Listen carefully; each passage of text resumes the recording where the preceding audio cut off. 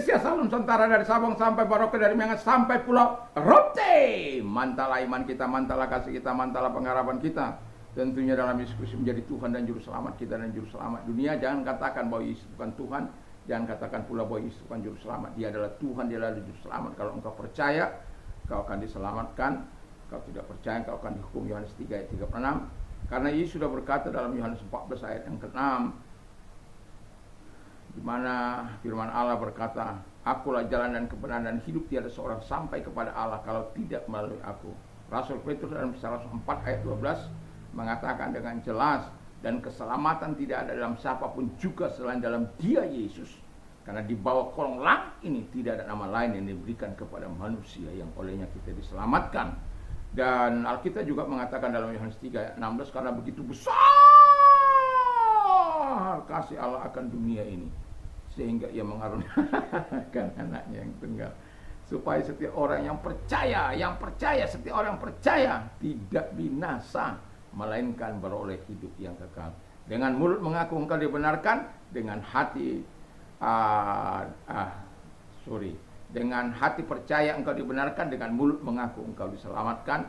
Dalam Roma 10 ayat 9 dan 10. Tuhan Yesus memberkati. Doa dan harapan saya, kekuatan Tuhan, kekuatan firman, kekuatan roh, kekuatan doa, kekuatan iman menyertai setiap kita dalam perjalanan hidup di hari ini. Dan biarkan berkat Allah, berkat surgawi terus mengikuti hidup kita. Dan biarkan juga kebaikan-kebaikan Tuhan mengikuti langkah-langkah hidup kita. Puji nama Tuhan. Tuhan Yesus memberkati kita. Mari kita tunduk kepala dan kita berdoa. Terima kasih Tuhan, Kau telah memilih kami dengan tujuan dan maksud yang jelas. Kami bersyukur buat semuanya. Dalam nama Yesus, haleluya. Amin. Saya akan membacakan dalam Efesus 1 ayat yang keempat. Demikian bunyi firman Allah. Sebab di dalam Dia Allah telah memilih kita sebelum dunia dijadikan, supaya kita kudus dan tak bercacat di hadapannya. Saya ulang. Sebab di dalam Dia Allah telah memilih kita sebelum dunia dijadikan, supaya kita kudus dan tak bercacat di hadapan Tuhan.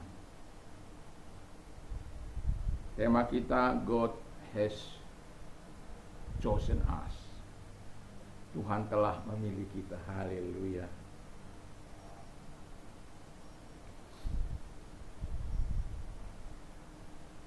Kalau kita baca dalam 2 Petrus ayat 9-10, dikatakan di sana, tetapi kamu adalah bangsa yang terpilih, imamat yang rajani, bangsa yang kudus, umat kepunyaan Allah, yang telah memanggil kamu keluar, supaya kamu memberitakan perbuatan-perbuatan yang besar dari Dia, yang telah memanggil kamu keluar dari kegelapan kepada terangnya yang ajaib. Kamu yang dahulu bukan umat Allah, tetapi yang sekarang telah menjadi umatnya. Kamu yang dahulu tidak dikasihani, tetapi sekarang telah beroleh belas kasihan. Wow, mantap! Jadi itu Tuhan memilih kita menurut Paulus dalam surat Efesus ini ada maksud tertentu, ya, bukan tanpa maksud. Jadi God has chosen us berarti memberi penekanan bahwa keselamatan itu bergantung sepenuhnya kepada Allah, ya. Jadi kita itu salah satu kemarin saya mengatakan bahwa itu salah satu berkat yang kita terima dalam berkat rohani dalam sorga, itu adalah keselamatan. Nah, keselamatan itu bukan bergantung karena kebaikan kita, karena kerja keras kita, karena kebaikan kita, karena amal-amal soleh kita. Amal soleh kita seperti kain larah yang gak berarti. Keselamatan kita itu diberikan oleh Tuhan kepada kita melalui Yesus Kristus.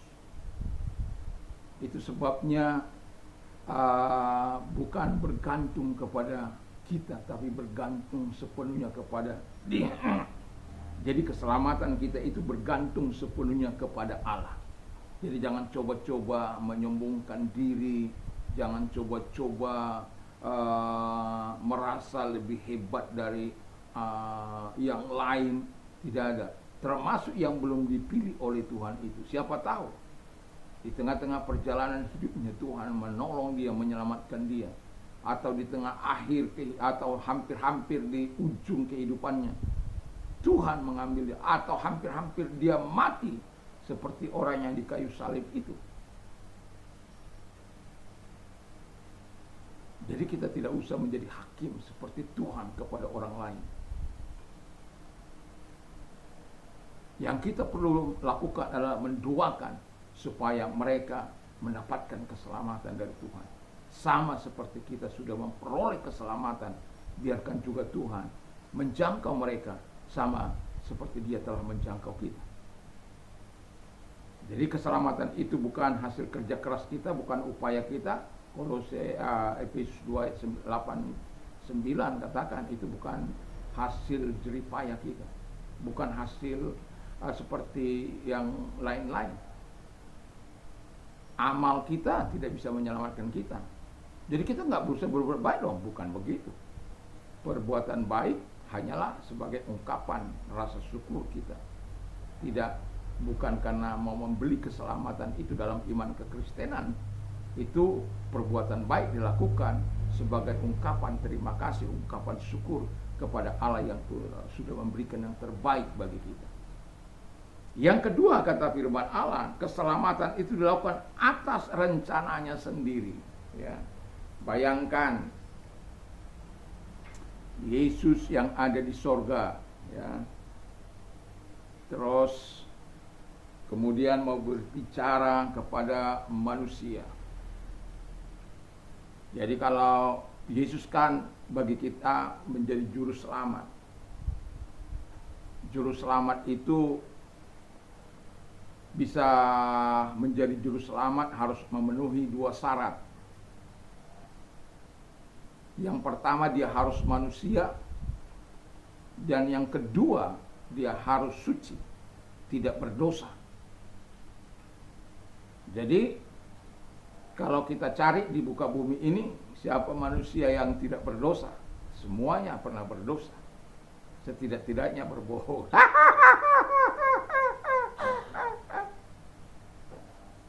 Ya, dicari di sorga, dia tidak berdosa, tapi bukan manusia. Ya, gimana? Maka kan karena begitu besar kasih Allah akan dunia ini, sehingga Ia mengaruniakan anaknya yang tunggal. Jadi diutuslah anaknya itu menjadi manusia. Bagi iman kita, dia Yesus itu menjadi manusia 100% dan Tuhan menjadi 100%. Dalam kemanusiaannya dia mati memang. Dalam kemanusiaannya dia mati, tapi dalam ketuhanannya dia tidak pernah mati. Dia melakukan sebagaimana yang direncanakan Allah. Pernah dia berkata, kalau boleh cawan ini lalu, biarlah berlalu, tapi jangan kehendakku, tapi kehendak Allah. Kalau dia lari dari tanggung jawabnya untuk memikul dosa-dosa manusia di kayu salib itu, maka buyarlah. Tapi Yesus tidak, dia melakukannya dengan setia. Walaupun dikatakan dengan jelas, walaupun dia yang setara dengan Allah itu tidak menganggap kesetaraannya dengan Allah, tapi ia mengosongkan dirinya, bahkan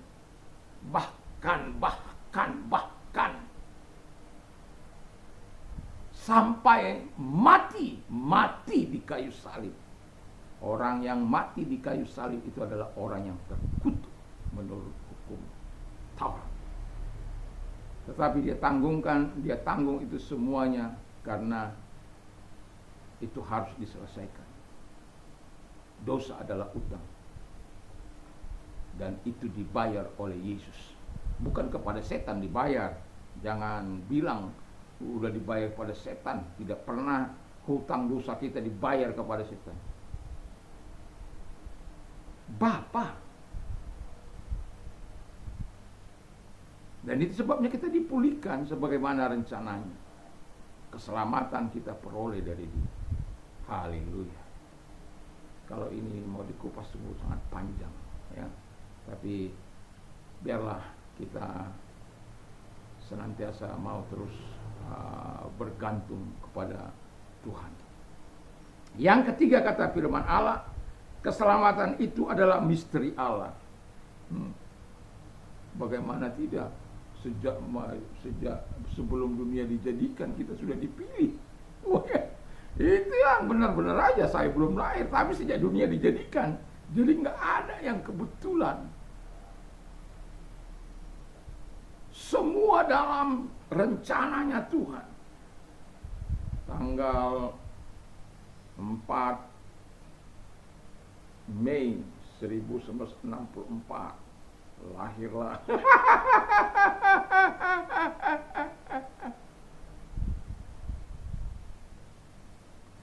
ya, itu sudah diatur oleh Tuhan.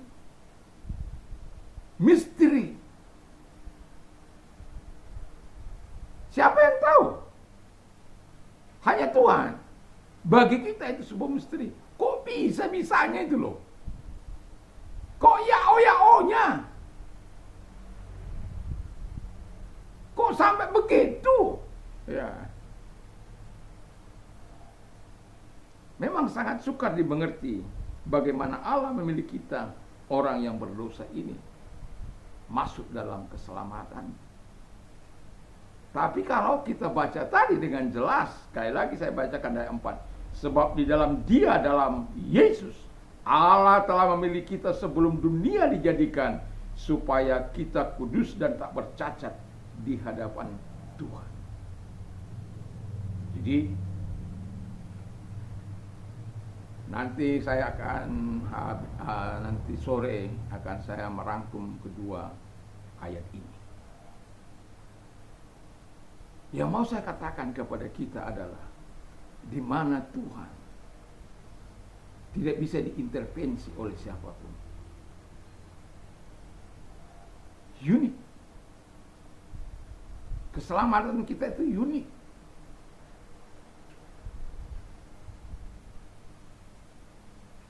Tapi justru disitulah kelebihan Tuhan itu dalam memilih orang-orang yang mau dipilih.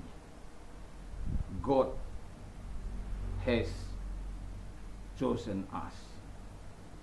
Semoga kita tetap bertahan di dalam pilihan Allah itu. Karena kadangkala ada manusia penggoda iblis untuk meruntuhkan iman orang-orang yang tidak kuat. Itu sebabnya kalau engkau punya pertanyaan-pertanyaan khusus, bertanyalah kepada gembala. Jangan bertanya yang sudah kepada orang-orang terhilang. Jangan bertanya kepada orang-orang yang sesat. Ini ya apapun banyak heresi-heresi dia. Ya. Ajaran-ajaran sesat. Sampai hari ini pun banyak ajaran-ajaran sesat. Tidak usah kau ikuti itu. Ikuti kebenaran firman Allah. Ikuti apa yang dikatakan oleh firman Allah. Jangan mengikuti orang yang sudah terhilang. Apa yang kau dapat dari orang yang terhilang? Dia saja sudah terhilang.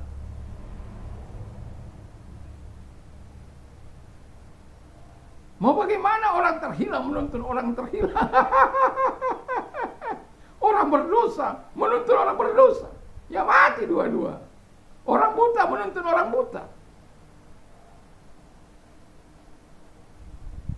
Tidak bisa.